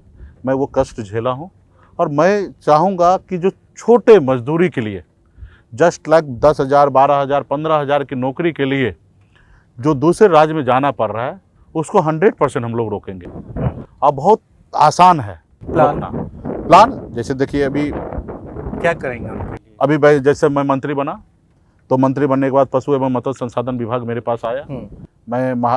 मैंने अमूल के बारे में समझा। हम महाराष्ट्र में देखे कि 1.5 करोड़ लीटर दूध कैसे होता है। हमारे राज्य में हरियाली है, पानी है, सब चीज़ है, लोग है, लेबर है, उसके बाद चारा है, उसके बाद भी हमारे राज्य में सिर्फ 18 से 20 लाख लीटर दूध होता है और महाराष्ट्र में 1.5 करोड़ लीटर दूध होता है। भाई क्या रीज़न क्या है? जब मैं महाराष्ट्र में गया, इंदापुर जब मैं गया, वहाँ शरद पवार जी का क्षेत्र है। जब कृषि मंत्री जब शरद पवार जी थे तभी उन्होंने उस क्षेत्र में बहुत काम किया है डेयरी पे। वहाँ पे आप 5 जिला में आ जाइएगा तो 1.25 crore litre, 1.5 crore litre per day दूध होता है। और एक परिवार है ना 5-6 पशु को पाल कर घर परिवार अच्छे से चला रहा है। तो मेरा भी है, इसमें बहुत ज़्यादा इन्वेस्टमेंट भी नहीं है। अगर 5 पशु को अगर घर पे रखना है, पालना है, तो 5 पशु के लिए आप 5-7 लाख रुपए का इन्वेस्टमेंट है। और 5 पशु को अगर सही से अगर आप उसको पालते हैं और उनको सही से समय पे खाना अगर खिलाते हैं, सही से उनको उपचार करते हैं, मान लीजिए कोई तबीयत खराब हो गया, कुछ हो गया पशु को, तो उसको सही से इलाज अगर हो जाए, तो वो 5 पशु से आपको कम से कम महीने के अंदर में खर्चा काट के है ना कम से कम 30 से 35 हज़ार रुपया आप प्रॉफिट कर सकते हैं। तो इस सेक्टर में हमने प्लान किया था 10 लाख पशु जो है हाइब्रिड। हम बिहार में हमने सोचा था कि स्मॉल जो लोग मजदूरी करने के लिए दूसरे राज्य में जा रहे हैं उन लोगों को स्कीम बना के 50% सरकार का सब्सिडी देकर और उन लोगों को पशुपालन में हम आगे लाएंगे, ताकि इस राज्य से दूसरे राज्य दूध जाएगा, दूसरे राज्य से दूध बिहार नहीं आएगा। क्योंकि बहुत चौंकाने वाला बात मैं कहता हूँ, जब मैं मंत्री था तो महाराष्ट्र से दूध बिहार आता था। तो ये हमने इसके लिए हाँ पैकेट दूध पैकेट लूज आता था, कंटेनर से आता था, 10-20 हज़ार लीटर दूध टैंकर से आया करता था। और बिहार में क्योंकि जितना हमारा खपत है उतना दूध हमारे पास नहीं होता है, तो हम दूध बाहर से लाते थे और भी लाखों लाख लीटर रोज हम लाते थे। तो उसके लिए हमने इस तरीके से प्लान किया। और मुझे लगता है कि अगर 10 लाख अगर पशु अगर हम हाइब्रिड अगर लाए आते तो हमारे ये प्रॉब्लम सॉल्व हो जाएगा। करोड़ों लीटर दूध हमारे पास आएंगे और कम से कम इस काम से कम 20-30 लाख लोग जो है ना जुड़ जाएंगे। उसी तरीके 30 लाख लोग बहुत ज़्यादा क्यों नहीं, परिवार अगर देखा जाए तो कितना परिवार होगा, 5-6 लाख परिवार होगा। तो और फिर एक दूसरे को देख के आगे बढ़ेंगे लोग। ये तो सरकार का स्कीम होगा। तो जब देखिए आज हमारे बिहार में आईएएस बनता तो आईएएस बनते रह जाता है। तो जो चीज़ का चलन पकड़ता वो चलन हो ही जाता। बिहार में राजनीति ज़्यादा होता तो आप देखिएगा हर घर में एक नेता है। तो उसी तरीके से जब जो चीज़ में अगर उद्योग में अगर आगे आता है तो फिर उसमें कंटिन्यूटी लोग आगे बढ़ते हैं। फिर मछली पालन में भी आंध्र प्रदेश से मछली बिहार आता है। हमारे पास 40,000 तालाब है, सरकारी तालाब 30,000 है और तकरीबन 30 से 40,000 प्राइवेट भी तालाब है। क्या वो बचे हुए हैं? बचे हुए सरकारी आंकड़ों में हो सकते हैं। हाँ, कुछ बचे हुए जमीन पे तो नहीं है। 10,000 सरकारी जो 32,000 जो तालाब है उसमें 10,000 तालाब जो है वर्किंग में है। बाकी जो तालाब है लेकिन वो मिट्टी भर चुका है, जल स्तर नीचे जा चुका है। वो बारिश के समय में उसमें पानी रहता है लेकिन 4 महीने के बाद पानी नीचे चला जाता है, तो उसको ओराहीकरण करना पड़ेगा। और ये तालाब को अगर हम ठीक कर लेते हैं, नदी को ठीक कर लेते हैं, तो बिहार में सरप्लस मछली हो जाएगा। जो हमको बांग्लादेश से मछली लाने की ज़रूरत नहीं पड़ेगा, बंगाल से मछली लाने की ज़रूरत नहीं पड़ेगा, आंध्र प्रदेश से मछली नहीं लाना पड़ेगा। तो इस सेक्टर में भी हम बहुत काम कर सकते हैं। हाँ, लेकिन मछलियों की अलग अलग वेराइटियाँ हैं तो कई बार ठीक है, उसके लिए थोड़ा बहुत होगा। तो बेसिक छोटा मोटा जो लेबर के लिए है वो उसके लिए तो बिहार में लोगों को पर्याप्त हम लोग काम दे ही देंगे। उसके अलावा हम लोग ऐसे माहौल बनाएंगे, लॉ एंड ऑर्डर को बहुत सही करना पड़ेगा। माहौल बनाएंगे आप लोग? माहौल तो बनाना पड़ेगा ना। जो माहौल भारतीय जनता पार्टी ने पिछले 20 साल से भ्रम फैला रहा है और इसके कारण राज्य के अन्य राज्य के लोग जो है ना डर रहे हैं। जो भ्रम ये है कि जंगल राज, जबकि जो जितना पहले क्राइम हुआ करता था उससे ज़्यादा क्राइम आज हो रहा है। लेकिन ये पुराने जो जंगल राज की ओर लेके इशारा करते आए हैं कि यहाँ पे ये है वो है। तो अच्छे बड़े बड़े उद्योगपति, बड़े बड़े बिजनेसमैन जो है बिहार में आके काम नहीं कर रहे हैं। तो आपको परसेप्शन बदलना पड़ेगा। आपको आंकड़ा रोज का रोज जारी करना पड़ेगा, नेशनल वेबसाइट पे जारी करना पड़ेगा। आपको महाराष्ट्र में जो क्राइम हो रहा है उसका तुलना और बिहार का तुलना करना पड़ेगा। और उस तुलना में आपको ये दिखाना पड़ेगा कि महाराष्ट्र से कम क्राइम बिहार में है, गुजरात से कम क्राइम बिहार में है। और ये करना पड़ेगा। अगर क्राइम कहीं हो रहा तो रोकना भी पड़ेगा। तो आपको लगता है कि बिहार में क्राइम है? क्राइम अभी है है? कितना क्राइम है? बहुत है। सरकार तो मानती ही नहीं है। अब सरकार नहीं मान रहे तो क्या कर सकते हैं, लेकिन है। अभी कुछ दिन पहले ये बोलना हमको अच्छा नहीं लगता है। हाँ, ये बोलना अच्छा नहीं लगता है। कोई गोली मार के चला गया। 4 लाख 5 लाख रुपए में बताइए, इतना बड़ा उद्योगपति को गोली मार दे रहे हैं।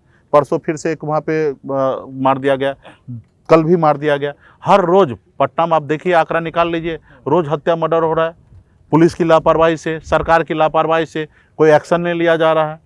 तो क्राइम बिहार में है और इस क्राइम को रोकना पड़ेगा और गुजरात से, महाराष्ट्र से बेहतर करना पड़ेगा।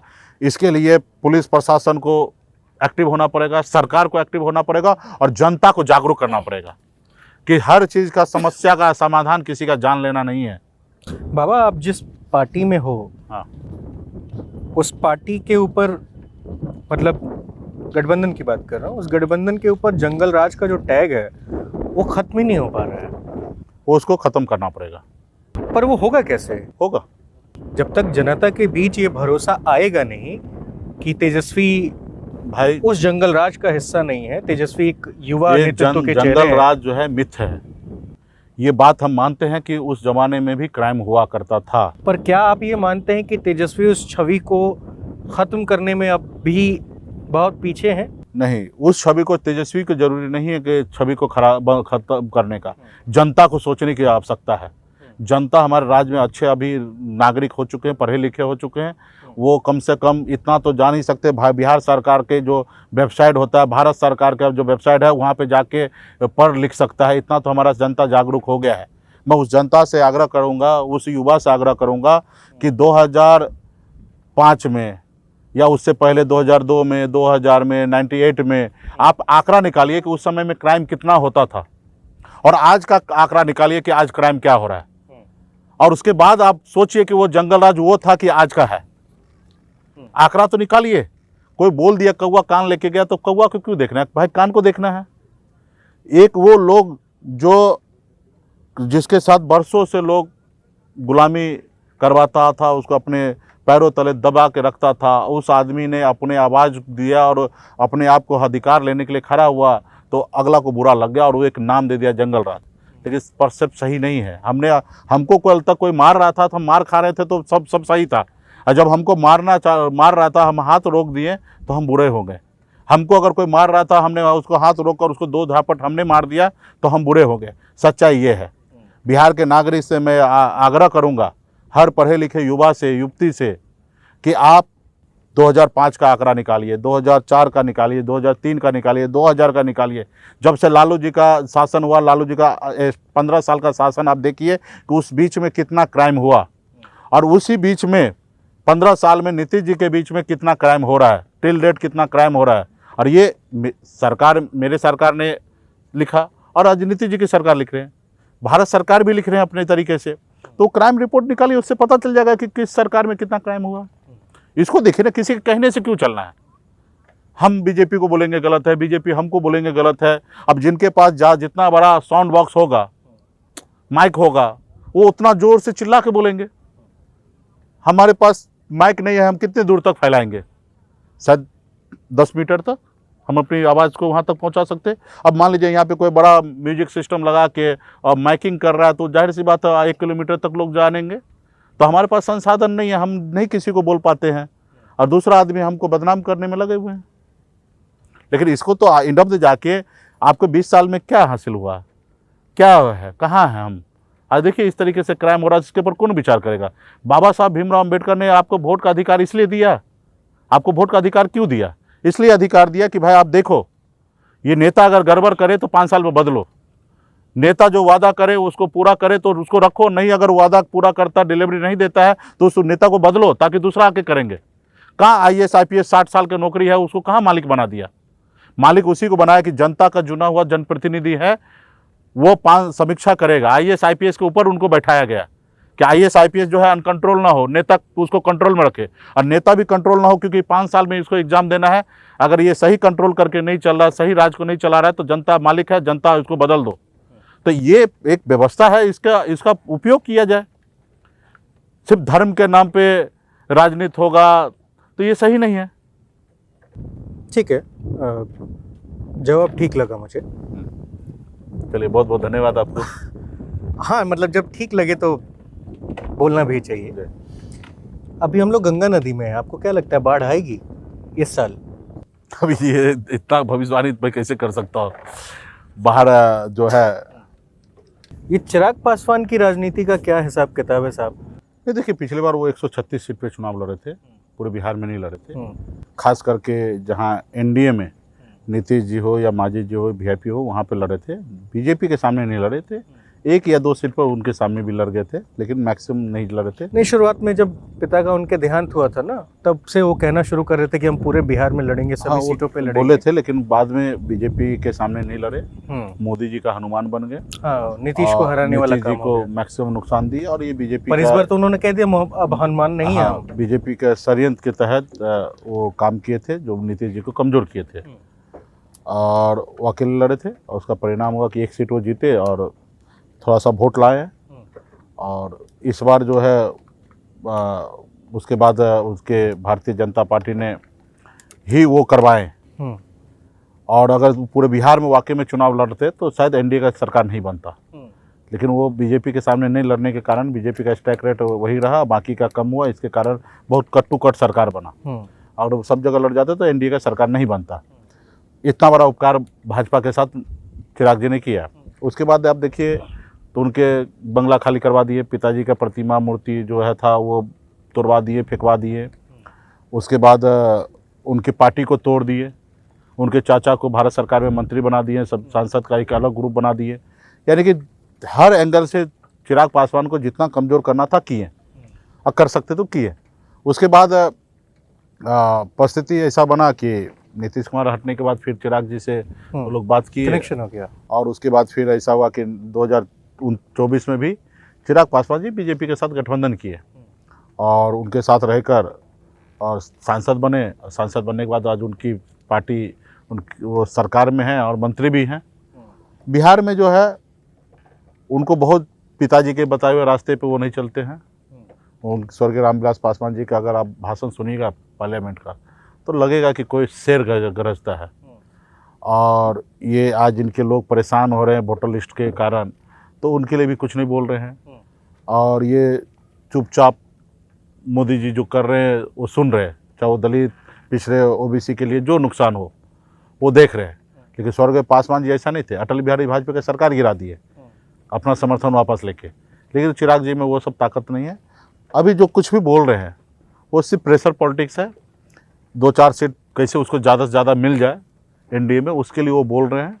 नीतीश कुमार जी को असहज कर रहे हैं, बट वो 243 सीट कभी नहीं लड़ सकते। जब लड़ने का मौका था तभी भी नहीं लड़े, यानी कि बीजेपी के सामने लड़ भी नहीं किए। और अभी तो उसको मालूम है कि हमको लड़के कोई फ़ायदा नहीं, और वो और बिहार भारत सरकार का मंत्रिमंडल वो छोड़ेंगे नहीं। चिराग कहते हैं कि आप बड़ा शोर करते हैं। हाँ, बड़ा शोर करते हैं। कौन शोर करने वाले हैं? वीआईपी पार्टी और मुकेश सहनी। अपने अधिकार के लिए लड़ाई लड़ने वाले आदमी है, उसको लोग किस नज़रिए से देखते हैं मुझे नहीं मालूम है, लेकिन हम लड़ने वाले लोग हैं। हम घर में बैठने वाले लोग नहीं हैं, चूड़ी पहनने वाले लोग नहीं हैं। सर कटा लेंगे लेकिन सर नहीं झुकाएंगे, हम लड़ने वाले लोग हैं। उसको अब लोग शोर करने वाले समझे, तोड़ने वाले लगे, जैसा जो नज़रिए से देखना है देखने वाले के ऊपर है। हम तो अपना काम कर रहे हैं। पिछले दिनों एक खबर काफ़ी वायरल हुई थी, खैर ये बहुत ज़्यादा ज़रूरी है नहीं, बिहार के परिप्रेक्ष्य में लोगों का थॉट ही प्रोसेस उस तरीके से ज़्यादातर होता है। जैसे कि आपने कहा चिराग पासवान की किसी एक फ़ोटो वगैरह कुछ वायरल हुआ था, आपको मालूम हुआ वो खबर? खबर पता चला, लेकिन वो भी भाजपा के द्वारा ही कराया गया था, ठीक है। और जो भी कराया गया वो सही नहीं है। क्यों कराया गया था ये? कुछ उस समय मनमन चल रहा था, कंट्रोल में रखने की बात हो रही थी, और जिसलिए वो किया गया था, ठीक है। तो अभी चिराग पासवान जो कह रहे हैं कि हम सारी सीटों पे चुनाव लड़ेंगे, क्या ये बीजेपी का षड्यंत्र है कि भाई तुम जाओ और जाके चुनाव लड़ो? नहीं, लड़ो, बिल्कुल लड़ने का तो सवाल ही नहीं पैदा होता, लेकिन थोड़ा सा आप बोलो, क्योंकि नीतीश जी जो है 110 सीट का डिमांड कर रहे हैं कि हम 110 सीट लड़ना चाहते हैं, और भारतीय जनता पार्टी का है कि 90 सीट तक लड़े और बाकी सहयोगी लड़ेंगे, ठीक है। तो अब उस बीच में है कि आप तो चिराग को सहयोगी क्यों नहीं ले रहे हैं? चिराग तो है ही सहयोगी उनके, पर इंडिपेंडेंट लड़ने की बात कर रहे हैं तो वो बोल रहे हैं, लेकिन वो कभी ऐसा नहीं बोले कि हम 243 लड़ेंगे, कभी नहीं बोला। बोला 243 लड़ेंगे, एनडीए में रह कर लड़ेंगे। अकेले लड़ने की बात नहीं हुआ, ये सिर्फ मीडिया एक ऐसे तुल दे रहे हैं, लेकिन ऐसा कोई बात नहीं है। और वो मोदी जी के साथ बने हुए हैं और मोदी जी के साथ रहेंगे। भारत सरकार में मंत्री बने हुए हैं, वो छोड़ेंगे नहीं, वो और मांझी जी नहीं छोड़ेंगे। सीट के लिए है थोड़ा सा प्रेशर पॉलिटिक्स कर रहा है, और सीट सम्मानजनक मिल जाएंगे, उनके अनुकूल मिल जाएंगे तो सब सही हो जाएगा। प्रशांत किशोर का जनाधार क्या है? प्रशांत किशोर जी अपना कोशिश कर रहे हैं जनाधार बढ़ाने के लिए, और बिहार में अच्छे बात कर रहे हैं, बिहार की तरक्की की बात कर रहे हैं।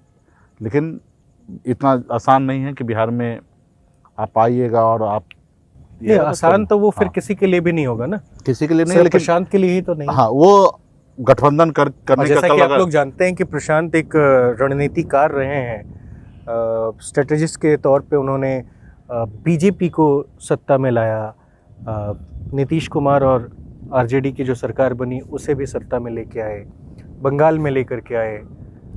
तो ऐसा नहीं है कि प्रशांत किशोर एक वर्ग जो है, जो एनडीए को पसंद नहीं कर रहे या महागठबंधन को पसंद नहीं कर रहे किसी कारण, ठीक है, वो एक वर्ग ऑप्शन चाह रहा है। तो उस ऑप्शन के लिए बिहार में ये 4 से 5% वोट है।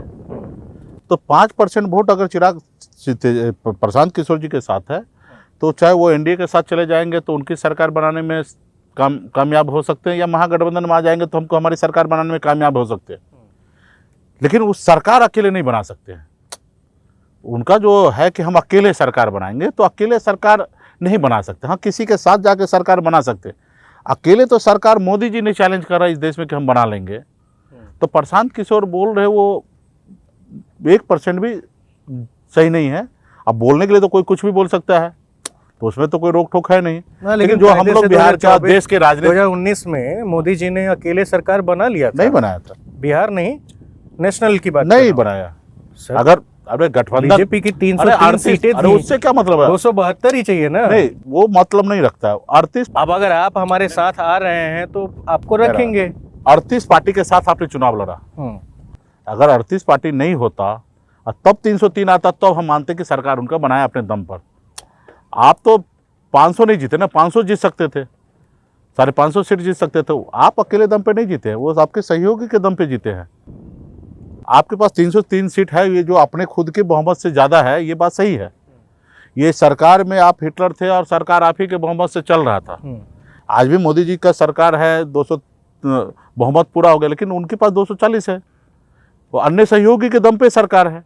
उस समय था कि उनके सहयोगी के दम पे नहीं था, लेकिन ऐसा नहीं है, सहयोगी की वजह से सरकार बना। ठीक है, तो प्रशांत पे लौटते हैं। क्या प्रशांत जिस तरीके से अपनी पूरी रणनीति के साथ, फोर्स के साथ चुनाव लड़ने की कोशिश कर रहे हैं, क्या उससे महागठबंधन को कोई फर्क पड़ने वाला है? नहीं, बिल्कुल।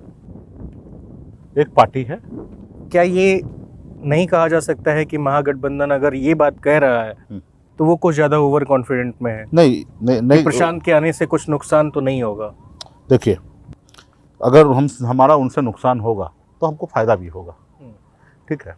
और रहा कि हम तो रोक नहीं सकते ना प्रशांत किशोर की चुनाव नहीं लड़ो।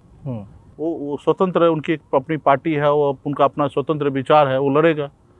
और लड़ेंगे तो हमारा जो मानना है कि हमको अगर 30% नुकसान होगा तो 70% एनडीए को नुकसान होगा, ठीक है। और क्योंकि हमारा जो वोट है ना, वो हमारे विचार से बंधे हुए हैं, और मोदी जी के पास जो वो वोट है वो सब एक दूसरे से सहयोग करके लिया हुआ वोट है। उनको अगर ऑप्शन मिलता है तो बहुत आसानी से वहाँ पे जाएंगे। जैसे पिछली बार चिराग जी के पास वोट आया, तो सब वोट चिराग जी का नहीं है, कुछ लोगों को एक ऑप्शन मिल गया, तो ऑप्शन के लिए वहाँ पे गया। तो आज राज्य में जो है 5-7% वोट ऐसा है जो नोटा को गिरा देते हैं, कोई छोटे मोटे दल को गिरा देते, छोटे निर्दलीय को दे देते। तो वो वोट जो है, उसमें से मैक्सिमम वोट है ना चिराग पासवान जी के पास जाएंगे। अगर किसी क्षेत्र में अगर 2000 नोटा गिरता था, तो इस बार जो है वहाँ पे 1000 गिरेगा, 1000 उसमें से वोट वहाँ प्रशांत किशोर जी के पास चले जाएंगे। लेकिन वो सरकार बना लेंगे ये नहीं हो सकता। हाँ, किसी के साथ जाके सरकार जरूर बना सकते हैं, बनवा सकते हैं, ये हम कह सकते हैं, लेकिन वो खुद सरकार बना ले ये असंभव है। अभी भविष्य में कुछ भी हो सकता है, फिर आज की तारीख में असंभव दिखता है कि सरकार बनाएगा। अभी आपने देखा 4 सीट वो नहीं जीत पाए, 4 सीट पे 10% वोट आया, और कहाँ 42% वोट लाने के बाद सरकार आपका बनेगा, आप 25% भी वोट नहीं ला पाए। जब 4 सीट पर अपने पूरी शक्ति आपने लगा दिया, एक्सरसाइज आपने कर लिया, और जब 243 सीट अगर लड़ने के लिए बात होगा तो आपके पास समय कहाँ है, एक्सरसाइज करने के लिए समय कहाँ है आपके पास? जो टॉप लीडरशिप है, जो नेता, वो सब जगह घूमेगा कि एक ही जगह घूमेंगे? ठीक है, तो 4 सीट पर अगर अपना जलवा नहीं दिखा पाए तो 243 कैसे दिखा दीजिएगा? चलिए, खैर बहुत मेरा शुभकामना है भाई बिहार के तरक्की के लिए। बिहार के बारे में अगर सोचे तो अच्छी बात है। हम तो उम्मीद नहीं करते कि कोई गुजराती आके बिहार के लिए अच्छा कर सकता है। हम तेजस्वी जी में उम्मीद कर सकते हैं, चिराग जी में उम्मीद कर सकते हैं, प्रशांत किशोर जी पे उम्मीद कर सकते हैं कि बिहार का भला हो जाए, और करेंगे। लेकिन हम उम्मीद नहीं कर सकते हैं कि कोई गुजरात से आकर बिहार का भला कर दे। कोई बात नहीं, कभी आप भी गए थे भला करवाने के लिए? ना, हम तो सहयोगी के तौर पे गए थे। हम हमारी दल था, हम अपने पार्टी के साथ गए थे। मुकेश भाई, आप नेता हो गए। नहीं, नेता नहीं, सच्चाई में वाले जो बिहारी नेता देखिए, होते मेरा हैं जो था, देखिए हमारा लड़ाई आरक्षण का था, और जो हमने कहा ना, जो अनुभव आज है, जो आज से 5-7 साल पहले नहीं था। हम 5-7 साल पहले विचार से बंधे हुए नहीं थे। हमको लग रहा था कि सिर्फ मेरा पर्सनल, हमारे जात का फायदा हो जाए, वही मेरे लिए सर्वोपरि है। लेकिन आज हम मानते हैं कि मेरा जात का फायदा के साथ साथ राज्य का भी भला हो, राज्य का हर एक नागरिक का भला हो, चाहे वो जाति ब्राह्मण हो या दलित हो, सबका भला हो। हम ये नहीं चाहेंगे कि किसी कोई खा रहा उनका खाना छीन के किसी को खिला दे। वो जो खा रहा वो भी खाए, और जो भूखा उनको भी पहले मुहैया कराया जाए। जो ज़्यादा भूखे है उसको सबसे पहले खाना खिलाया जाए, ये विचार हमारा है। तो इस विचार में मतलब एक समय था कि हमारे पास वो नहीं था सोच, लेकिन आज जब भाजपा को हम समझ रहे हैं तो ऑफकोर्स हमने एक विचार बनाया है। ठीक है, बेहतर। तो बहुत बहुत धन्यवाद हमें समय देने के लिए, बातचीत करने के लिए। इंटरव्यू बढ़िया हुआ जी, और आपने लगभग सभी सवालों का जवाब दिया।